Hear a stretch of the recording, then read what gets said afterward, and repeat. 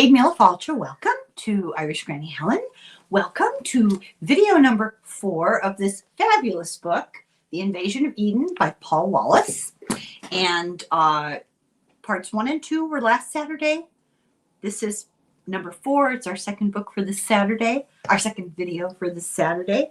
And we're just going to continue a pace here. And if you need to know, you should really find out what happened in the beginning of the book. Certainly go back to last weekend and today. Video 3. This is video 4. Okay, I don't know what I'm talking about. I'm distracted.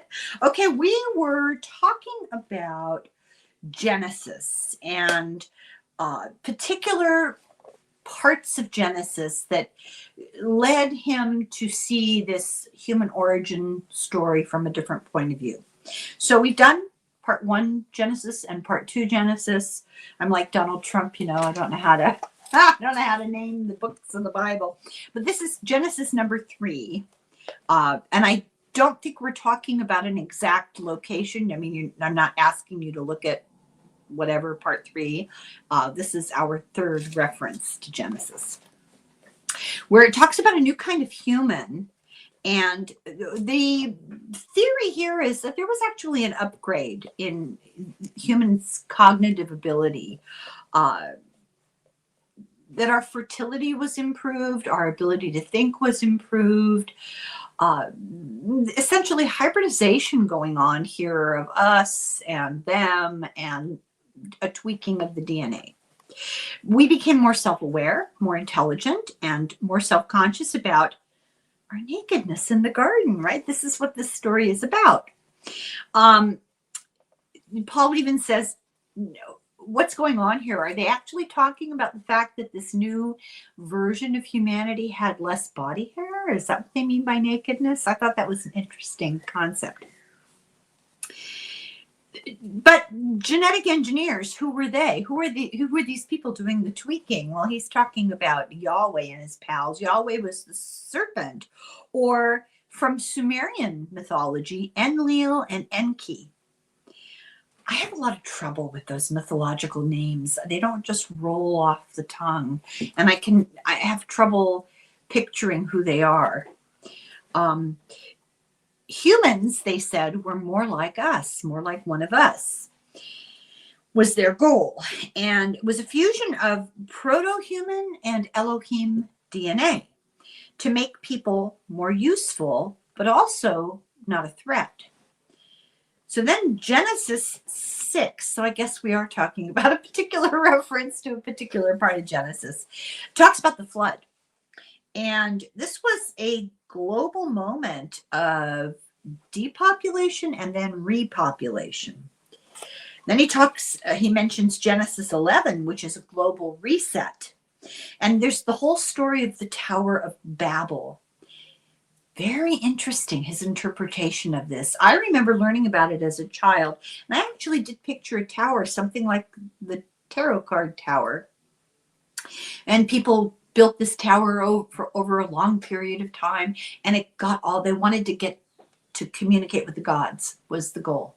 But they physically tried to build it to reach the gods so they could communicate in the narrative we got. And he's saying, why don't you rethink this a little bit? The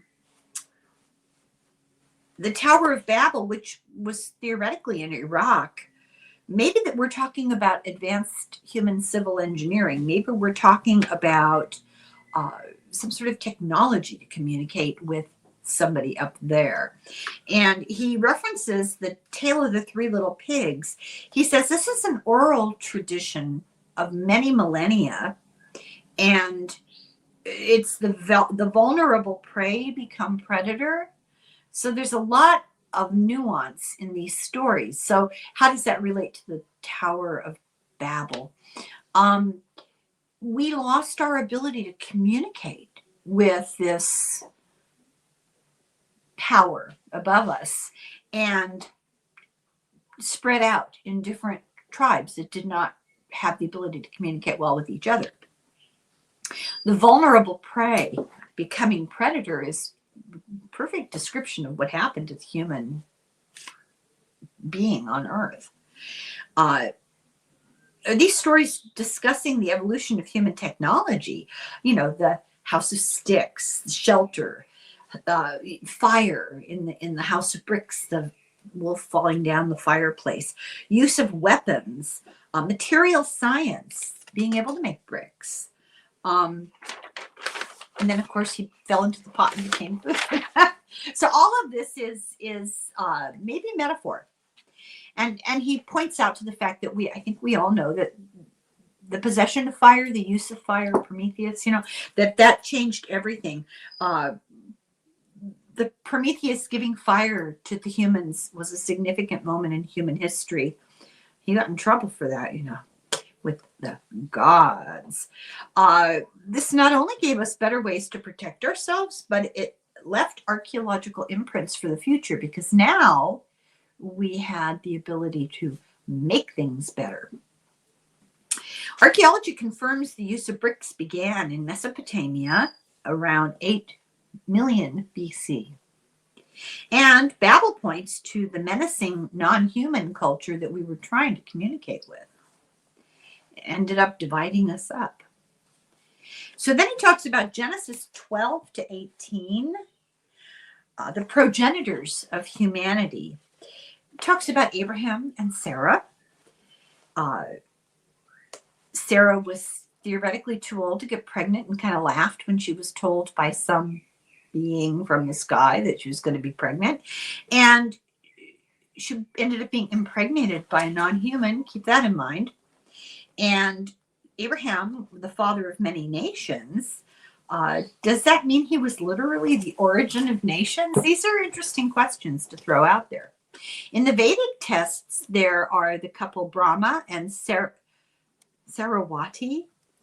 And in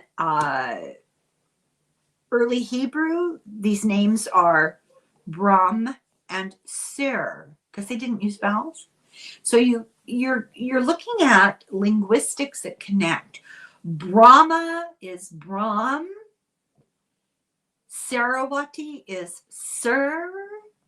So Paul Wallis believes the story is far older than the Bible, that it goes back to Sumerians and Babylonians, and that perhaps it is talking about the genetic source of humanity.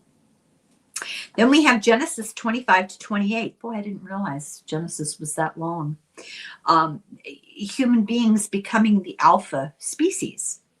And we're talking about Jacob and Esau, two different kinds of humans vying for preeminence. The really hairy, kind of bumbling, bulky, inept, non-favored son, and the smart, bright, hairless, adept son. And unfortunately, their tradition was the older one was the one who was less potential. And the mother helped the younger one fool the father, who was blind. But this story of this vying for preeminence is very much like the Popol Vuh of the Mayan, a modern hairless human that succeeds against hairy ape-like creatures in the forest. Hairless is the alpha genetic intervention, and hairy is like the beta genetic choice. And then the alpha, the first more favored, tames the other with food. Interesting. So these texts imply we lived in an environment with hostile hominids and learned to establish ourselves as the dominant species. And we were similar, but different. Also, there are 7 catastrophes in Genesis, not just one. So there's the first flood. Earth is described at the beginning of it, in the beginning. Earth is described in the aftermath at the beginning of creation's story, where there's water everywhere and dark skies. So obviously this is the aftermath of some kind of catastrophe. And the stories, are these the collective memories of survivors, is the question. This might be dismissed by traditionalists, but it's a new way to look at it. Genesis 3 to 4 talks about the release of the first modern human. Adam and Eve got kicked out. Maybe they were just released from the place where they were formed, and now they're on their own, and they have to figure out how to cope. Cain got terrified and lashed out. I still want to know, who did Cain marry? Who are the other people that Cain took off with? It's fascinating. Genesis 6 talks about a different flood, or the fusion of two floods, two narratives, and about bloodlines being rescued and repopulating the planet. So there are different ways to look at this. That Genesis, the whole beginning of the Bible, is very confusing. There's singular gods, there's plural gods. There's the only God, there's the council of the superior. There's different kinds of humans running around. There's disaster after disaster. Are they competing stories of the same disaster, or are they different stories of different disasters? All this really remains a question. Chapter 9, Planetary Revision. Civilization before Homo sapiens was dinosaurs, and then the Cambrian explosion of species. The world of one ocean and one landmass, Pangaea. And Plato talked about this. He imagined people on islands in the sky with much longer lifespans. He talked about that as being the past, at the beginning of the world. And they had better understanding of outer space and space travel and movement of objects in space, which he believed caused periodic cataclysms, and left us with a memory of what happened, because almost zero, the population went almost down to zero, and then a rebooting of the whole ecosystem. Now, Plato talked about this at length, which I think is so interesting. This is not a novel idea. Linda Moulton Howe didn't come up with this. It's way back in the past. Today, astrophysicists believe that our moon did not originate in our solar system. It was captured by the Earth's gravity, and catastrophes here, tidal catastrophes, plate tectonics, are they're threats to survival, and the moon is instrumental in that. The Zulus tell of this, that they talk of the moon being hollowed out. And interestingly enough, it does have a low density. But we didn't discover that until recently. How did ancient Zulu people know that the moon had a low density? You gotta wonder. The Greeks tell of an advanced civilization, an ancient advanced civilization called the Arcadians. Also, early ancient people called the Proselines, and the Proselines, that actually means before the moon. In Genesis 11, it talks about the obliteration of advanced civilizations. So, we've got the Babel, the Tower of Babel, and the word Babel is actually two words, Babel, and it means the power gate. What was that? It was intended to reach the heavens, like space. In Sumer, it was meant to send hundreds of observers to their stations in the stars. They talked about a similar tower, the goal of which was to get up high enough to send humans into stations that already existed in the stars, like space stations. And it was considered a stargate. On the plain of Iraq, and U.S. military takes this story seriously. There is a lot of mention that has come up in what I've been reading lately about military presence, like from the United States, in Iraq and Syria, and its questioned connection to some of this ancient knowledge and archaeology. I'll just put it out there like that, because it's huge speculation. I don't have the time or a solid grasp of the facts to support the argument, but it's out there and it's not hard to find. The question is, Why, when the American troops first went into Iraq, was the first thing they did removing a bunch of stuff from the museums, and it's never been seen since. Removing things from museums to protect them, yes. Never bringing them back, what? Where are they? I mean, those things belong to the world, right? So they considered this a Stargate on this plane, the Shinar plane of Iraq, and the U.S. military takes this story seriously. The Elohim in the sky were not welcome. The humans were getting spacefaring technology. They were trying to get something out of these advanced beings. But the Elohim, I guess I'll just use that word, the beings that they were engaging with, wanted to keep the world, the earth, isolated. They didn't want us becoming space travelers, and they obliterated the Tower of Babel, which was that some sort of technology to augment space travel. And this affected humans so that they couldn't even talk together. We lost the ability to communicate. We all had different languages. So was this a neurological assault or a return to some sort of pre-Stone Age condition? These are just questions that beg to be asked.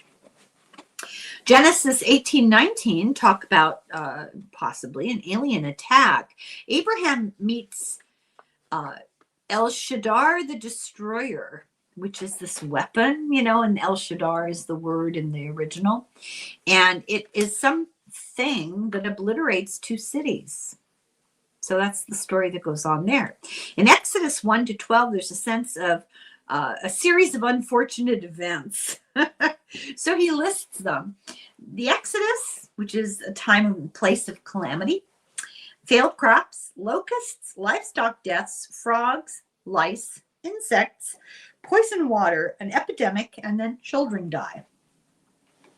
So the children of Israel fled Egypt, and they became nomads in this part of the Old Testament. And they explained that the children of Israel had no land of their own. There was calamity, and they escaped out of a specific time era. So there are these hints, these little breadcrumbs of information that support the idea that what Paul has been proposing may very well have some real substance to it, because these stories do put out tantalizing bits and pieces.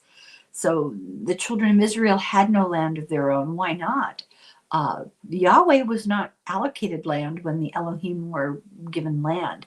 They were sent to wander, which sets up this situation of conflict, right? Conflict and displacement. Why? There's this sort of a question of an element of intentional sadism there, maybe? Hard to say.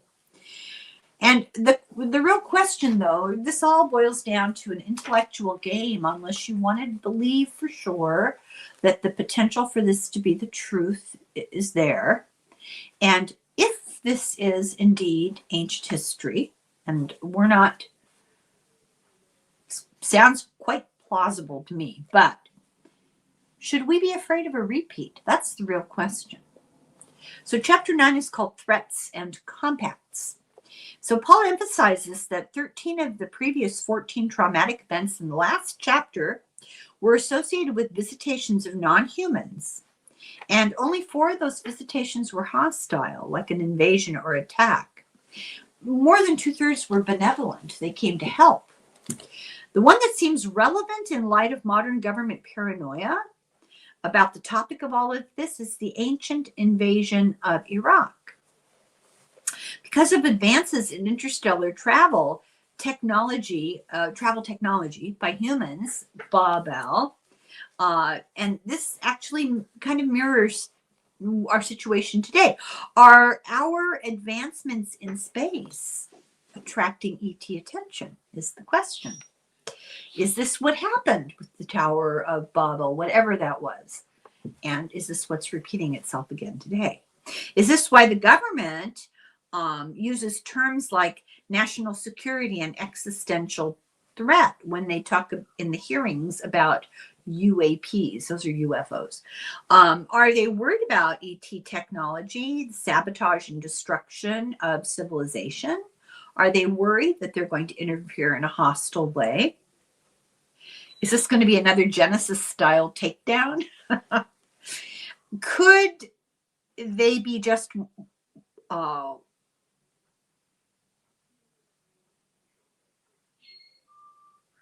it could be that they just want the advanced technology that they see, that the military wants this advanced technology. Maybe they're not really afraid, but I don't know.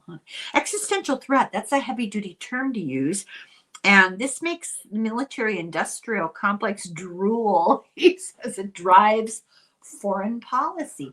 You tell the world that this is an existential threat, and you have a blank check to do whatever it takes to keep us safe.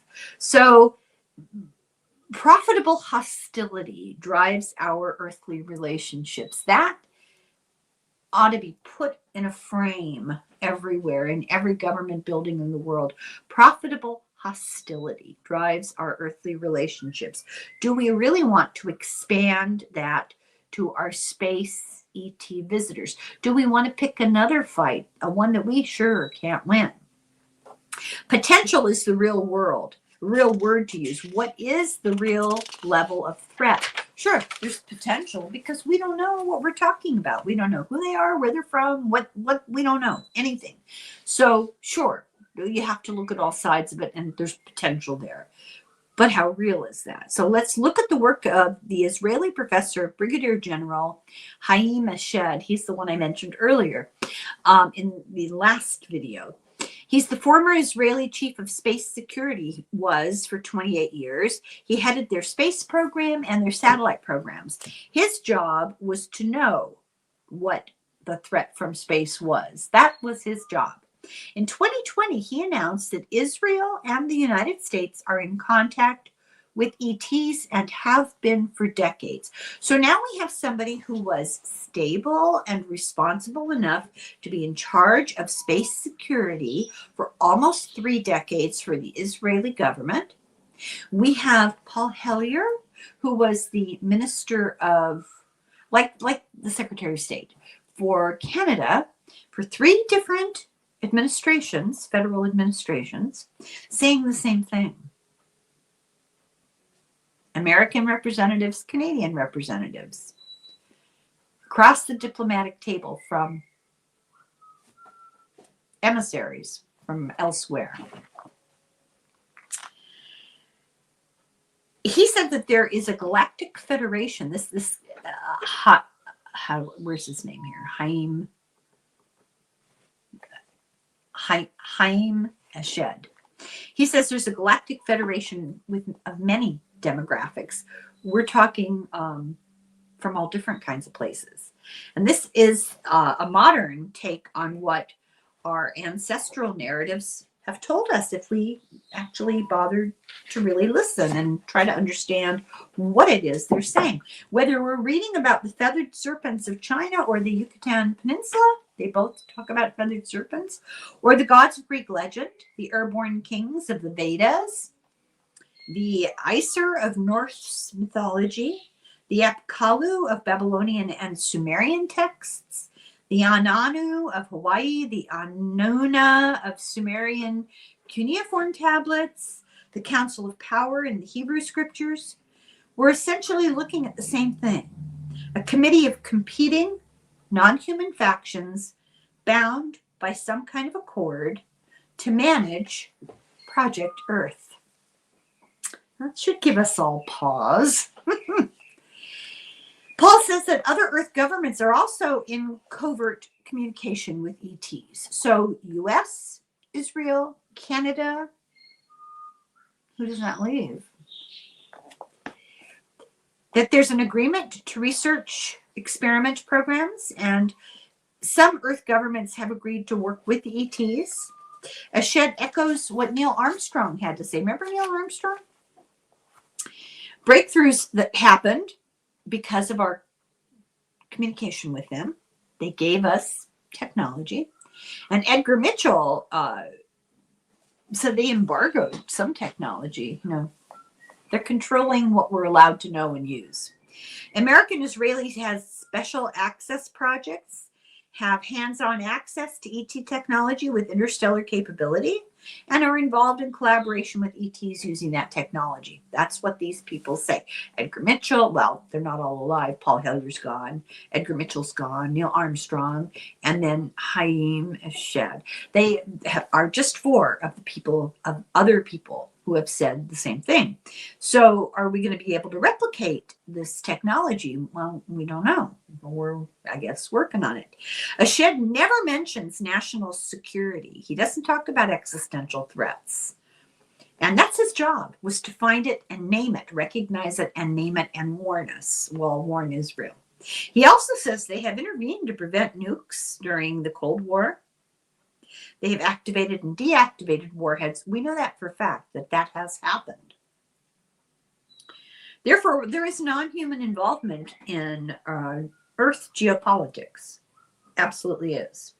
It indicates this relationship is long-standing. It's been stable for at least 80 years. I would argue a whole lot longer. You hear my bird singing. So it's been stable for 80 years. Here are some important questions. Is the stability currently at risk? Is the recent acceleration of disclosure a hint that the watertightness of this secret compact is compromised? Might the factions involved be less agreed with each other than in decades past? Has this stability lasted because extraterrestrial stakeholders already have all the power they need? Are our ET overseers comfortable with what they're already deriving from their stakeholding on planet Earth? Or, to put it more bluntly, have we already been invaded? Why am I laughing? Because, yeah, what are you going to do? This is not the first validation that this is going on. That's the thing. Like, they argued they're here for at least 80 years. Come on now. In the 1600s, a Presbyterian minister by the name of Robert Kirk wrote The Secret Commonwealth. He was Scottish. And he said, we must know about non-human involvement in the government of human societies. There is an ET oligarchy. They view us as livestock, and human elites know all about it, and they broker deals with them. He was known to be too open-minded. He was willing to listen to personal experiences, hybridization, abduction, non-human presences, covert interference with the government. And essentially these stories that he was willing to listen to that he wrote about are contact phenomena. They are the contact and abduction phenomena. People told him of fairies and elves, the she, the fairies. And it's spelled S-I-T-H, which in Irish is she. But I wrote this P.S. I didn't know this. Captain Kirk in Star Wars was up against some people called, I think, the Sith. If I remember correctly, maybe it's she, but it's spelled S-I-T-H. Paul Wallis knows firsthand that contactees are real and has had a lot of communication with people who claim this, and they have vastly increased their ability for precognition. Like if you've been contacted by aliens, you very well may become more psychic. Your paranormal abilities increase.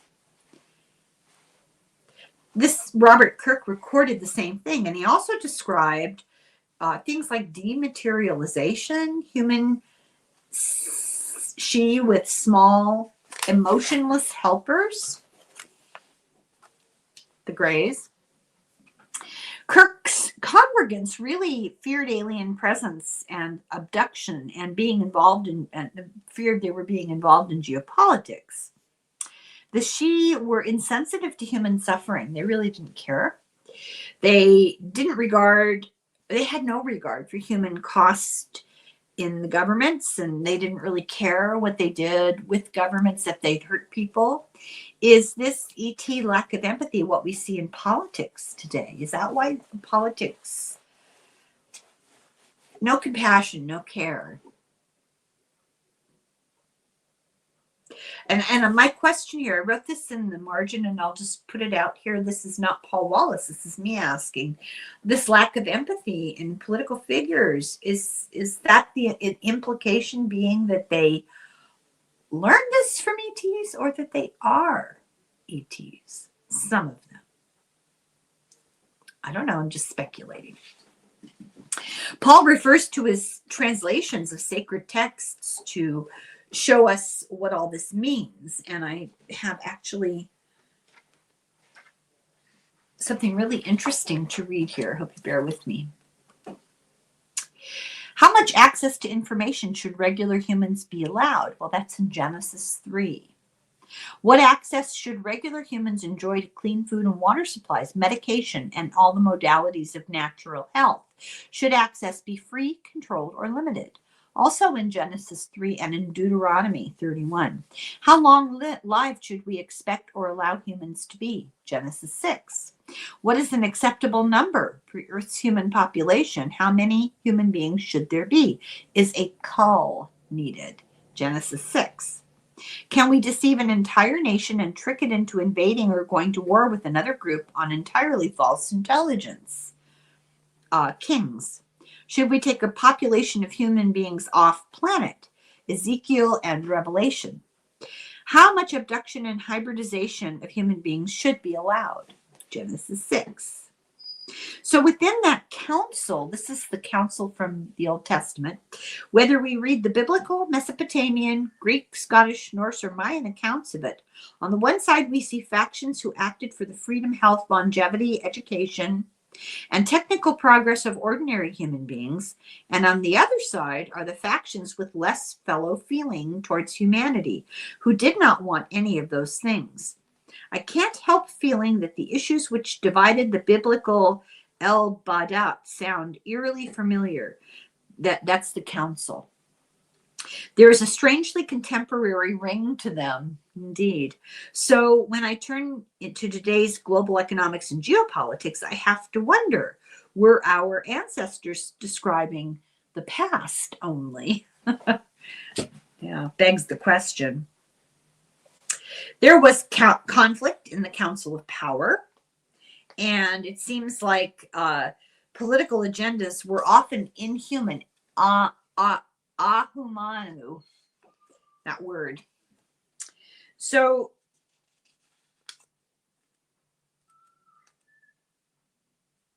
there's stories about research has been done, and it shows that there were abductions and hybridizations described from very far back to indigenous sources.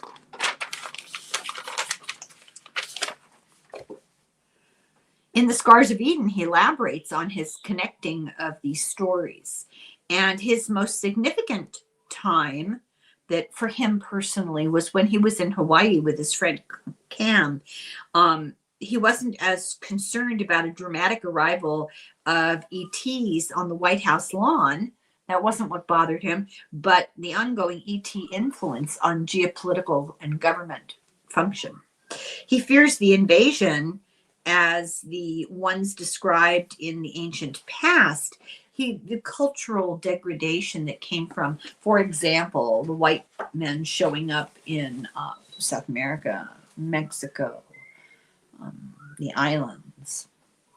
He feels like the council is stable, but what about the human collaborators with the council? I thought that was really interesting. He's been called a Bolshevik. This is Paul Wallis. He's been called a Bolshevik and a psyop, luring people to the pit of hell. That's a quote. Yeah, he really did seem that way, didn't he? He doesn't care if people talk about him, if they talk like that, as long as they end the secrecy. And he says, and people do talk. This is really sad. For example, the recent Church of England gathering about paranormal ministries, in which his idea of paleocontact was discussed, it was revealed that the hierarchy is being deluged with mail about Paul's work. You gotta love that. How do we respond was the burning question at this meeting. Is he right about the Bible? Is disclosure imminent? Where does faith stand when the Pentagon confirms alien crafts and bodies in their hands? There's a cost to being the front man. Yeah. He says it can be less than friendly reactions despite decades of friendship and pure professional relationships. And I think really need to acknowledge the sacrifice he's made going public with this, because there's a huge amount of personal scorn and loss of friendship and, loss of respect. When people look at you like you're crazy, that can get pretty old, People always wanting to argue with you and debate with you and tell you how you're wrong. And then professionally, he's lost position and authority and connections and professional respect and money and a lot of ramifications for speaking out. It takes courage to maintain your integrity. And he's just proposing ideas, not advocating any awful thing, just proposing ideas. Chapter 10, Plato and paleocontact. Plato comes up a lot lately in my life, I've noticed. Absolutely. I studied him in college, but it went in one ear and out the other. I had less than zero interest. It was the hoop you had to jump through to graduate was to take this class. I really had very little interest in it. I found all that ancient Greek, the plays and the essays, I found them tedious and unappealing. All of a sudden, I guess I must have matured. I'm more interested. Anyway, this chapter 10 is Plato and paleocontact. He's in Queensland in 2024 at the Pacific Bay Bar and Grill. And somebody told him, I really liked your books about Christian spirituality better than this ET nonsense. The initial reaction to all of this is often scorn and ridicule. He was talking to a friend, Brad, who has theological training. And he told Paul, "You're making yourself look daft." Daft is, Brad knows that Paul has a strong theological case about paleocontact. He knows this is not out of thin air, but also that he has a ministry of encouragement, and he should be dedicated to coaxing. Brad is dedicated to coaxing Paul back onto the straight and narrow and orthodoxy, which means right teaching. So let's see here. What are we looking for? I need my glasses. He says, "You, my heretical friend," this is his friend Brad talking to him, "you, my heretical friend, are going to lose all the lovely readers you've attracted over the last 30 years by putting out more Eden books. Why bring ETs into it and offside at least half of your hard-earned readership? Why upset people? Why not write another book like My Dinner with Anton? I really liked that one. It sold well enough, didn't it? And it didn't offend anyone." So this was a discussion. He was a priest at the time he wrote My Dinner with Anton, and it was like a dialogue talking about Eastern Orthodox traditional teachings.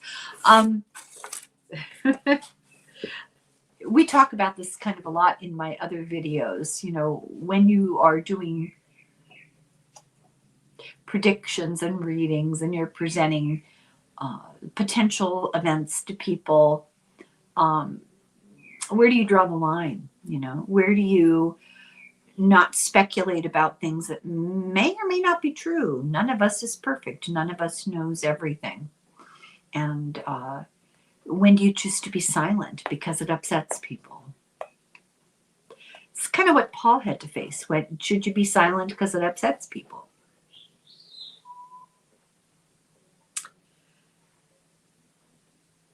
So I wrote it. This is funny.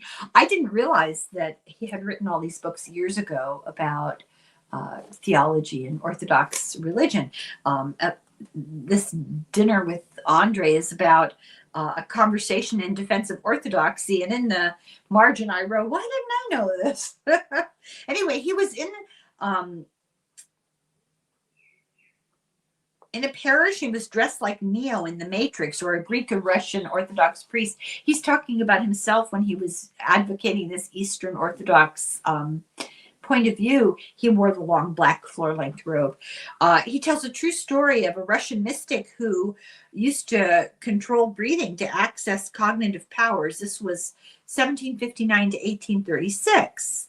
The open manawa of Kam's Hawaii tradition. So that openness to access to higher thought. It includes remote viewing and precognition, telepathy, intuitive knowledge, all the things. Paul points out that animals and young children actually do this with very little trouble. They have no filter like adults do. He sees contactees years later, and some will discuss what happened with their contact experience, and others get mad or they deny that it happened. Nobody wants to think about it, or they don't want to think about it because of the implications. It's so hard to process. They can't acknowledge even to themselves that this was real and it happened. They're in complete denial. They block it. He says he sees that quite a bit. People come to him for counseling, especially since he's written this book. It has attracted the attention of people. And he noticed that some people are really in deep denial. It's a protective mechanism. He says we can nurture this openness in kids and encourage them to describe what they learn and to ask questions. He says to ask any group, almost always someone will admit an experience, a UFO contact experience. Anywhere, you're out to dinner, you're with friends, you're sitting in the living room chatting with friends, just ask, has anybody ever seen a UFO? Everyone ever been abducted? Now, depending on how much trust and how safe people feel, they may talk more or less about their experiences. But I've never not heard somebody talk about a UFO if you ask that question. Always, always, always. Indigenous cultures nurture this whole thing. They nurture the natural acuity. They have shamanic and mystical traditions. It's considered mainstream. There's nothing weird about it. Then his friend Brad says to him, well, Paul, as Hamlet once said, there are more things in heaven and earth, Horatio, than are dreamt of in your philosophy, which I think means that we should believe what we see, even if our worldview is not ready for it. And, so he's kind of gotten his friend Brad to come around to his point of view. Brad tells him that he sounds like Plato. You, Paul, sound like Plato. And Paul said, that's okay. That's okay with him. That's kind of a compliment. Early Christianity was inclusive of Plato's ideas. Also, there's paleocontact talked about in Plato. The whole Western tradition of philosophical thought is no more than a series of footnotes to Plato. It's hard to brush off Plato. He talks about UFOs and ETs. He calls them people who live on islands in the sky, and they weren't hostile. They were like us, but superior, smarter, longer lived, with better understanding of the cosmos. The firmament, he said, is deep space, and it's the area of expertise of the sky people that are talked about in the Bible and in Plato. He said we could see it too if we could fly and travel fast enough. Plato says that he's discussing Socrates, and they both say the earth is a sphere in space, swirled in white, blue, and gold. And we didn't know this for a fact until 1968. Interesting, huh? We got a photo of the earth from Apollo 8. Before that, we did not know what the earth would look like at a distance. But Plato and Socrates did. So who told them? Paul believes Plato was a contactee and Socrates was too. You don't get that smart in their context, their environment, with a little help from their friends. So let's see what this says. He says, so Brett, I'm convinced that Plato / Socrates was a contactee, and I'll tell you why. He's quite convinced that in altered states of consciousness, like after a psychoaffective tea, shrooms, Kaikion in his case, or in some other near-death ceremony, or at death, people have close encounter experiences. By this I mean contact experiences and communication with other kinds of beings, spiritual or interdimensional beings. Is there a difference? We don't know.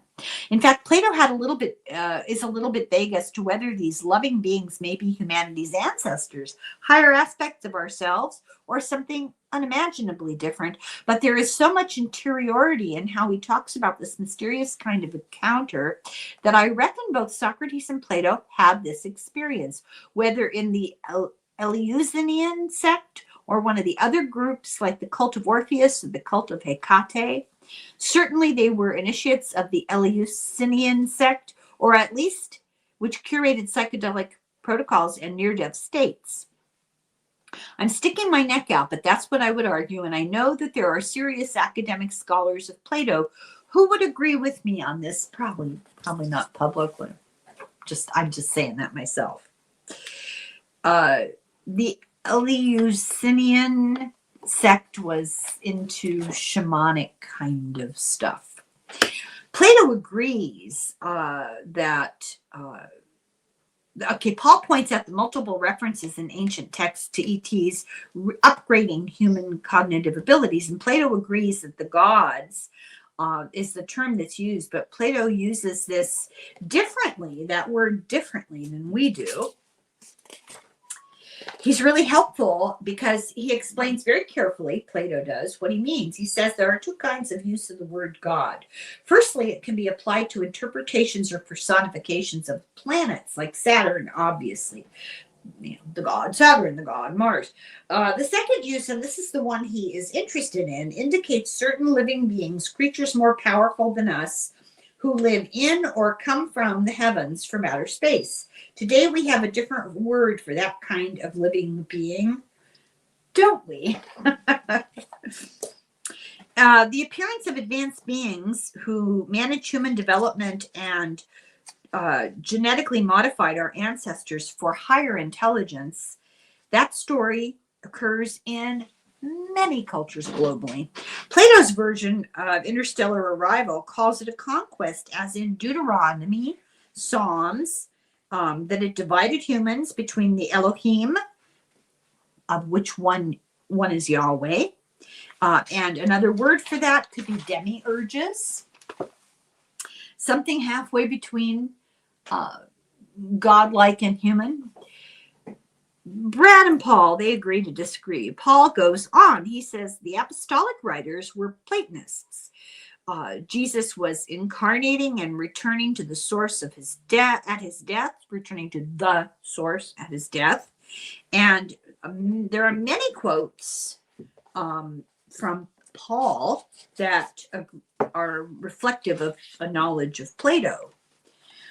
The idea that the heart of our soul journey on earth is to learn to shake off heavier emotions like rage, resentment, unforgiveness, trauma, selfish ambition, anger, fear, and attain to eternal wisdom. That's Plato, Stoics too.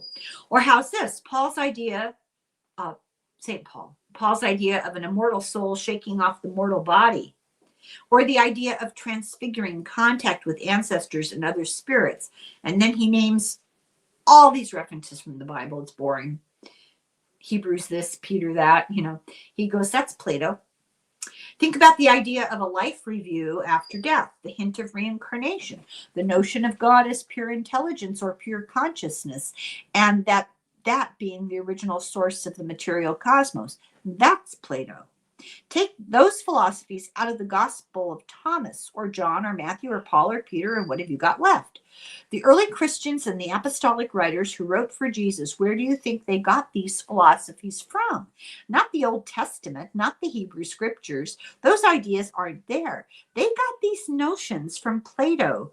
Justin Martyr, Origen, Irenaeus, Clement of Alexandria all affirmed Plato and the Stoics as the best and broadest preparation for what Jesus was on about.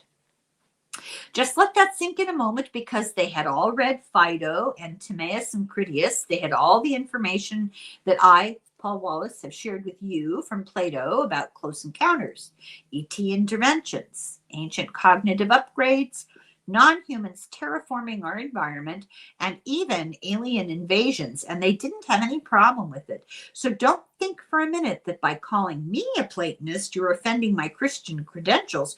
You're setting me in the context of some of the greatest church fathers. Mic drop, Paul Wallis. Plato did not choose to spread this through politics, but through education and writing, because his belief was in Sophia, wisdom. To Plato, the human project was all about ascension, that's what this was all in, the purpose of all of it. He advocated altered states as a pathway to increased consciousness and intuitive knowing. Plato was all about the chemicals to help you elevate your consciousness. He was an early kind of Timothy Leary. He connected paleocontact and human potential. So Plato was very clear to make the connection between advancement of human intelligence, broadening of human consciousness, our ability to connect with the ether, all having to do with contact. They didn't teach us that in college. Okay, I'm going to end here because that's the end of that chapter. I hope that wasn't too disjointed. Some of those notes were a little bit disjointed for me to figure out as I was reading along, because I was trying to synopsize a much lengthier conversation, which was interesting, but sometimes these are very difficult to summarize cogently. It's almost impossible. So that's the end of video number 4, and next time we'll start video number 5 and continue in this really interesting book. Fascinating theory. I just find it absolutely fascinating. Paul Wallis has another book. By the time we get to it, he'll have yet another book, I'm quite sure. But my goal here is to finish this book, take just a short break from alien contact, try to mix things up, and then do his next book and perhaps invite him back. So start thinking about questions you might have. And you can send them to me or hang on to them for a while and then send them to me. And I will try to keep a running tally of them so that we will get an opportunity. He did promise he'd come back, so we're going to hold him to the promise. So thank you very much for watching. I hope you enjoyed this. Let me know. I know that Paul's books are very popular. If you need a little bit more Paul Wallis in the meantime, go on YouTube and look for the Fifth Kind TV. And you'll find him there talking about all this stuff, and it's really interesting. You can see him talking with his friend who was I think the linguist for the Vatican. Very interesting. So, in the meantime, thank you for watching. Have a good rest of your weekend, and slán go fóill. Slánte.